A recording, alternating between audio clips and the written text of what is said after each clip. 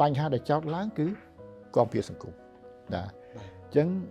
កម្មករធ្វើការគ្រោះថ្នាក់ដោះស្រាយយ៉ាងម៉េចឈឺស្កាត់ដោះស្រាយយ៉ាងម៉េចព្រោះមកនៅពីចេញពីជនបទមកនៅទីក្រុងចេញពីការងារដោយឡែកតាមគ្រួសារមកនៅជាការងារប្រមូលផ្ដុំបញ្ហាពិតជាច្រើនបាទអញ្ចឹងវាត្រូវការប្រព័ន្ធសន្តិសុខសង្គមដំបូងផ្ដើមពីសន្តិសុខសង្គមបាទសន្តិសុខសង្គមនេះគឺខ្ញុំបាន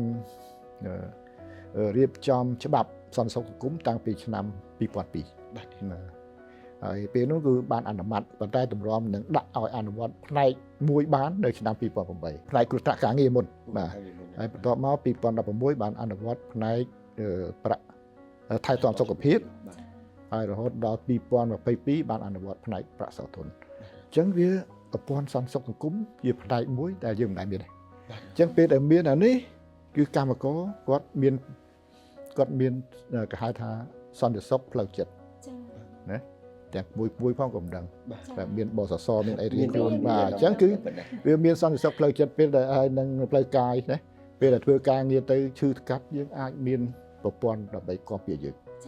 នេះហើយជាអ្វីដែលយើងខំផ្ដល់ជូនអញ្ចឹងជាទស្សនវិជ្ជាសង្គមគឺយើងបានដោះស្រាយបញ្ហាជូនដល់អ្នកធ្វើការមន្ត្រីរាជការកម្មករនិយោជិតហើយបើផ្នែកក្រោយមកយើងបានបង្កើតនៅកម្មវិធីជំនួយសង្គម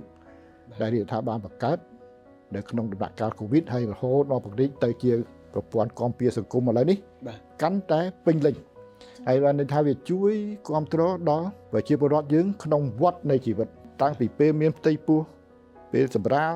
កុមារពេលសិក្សាណាពេលមានការងារ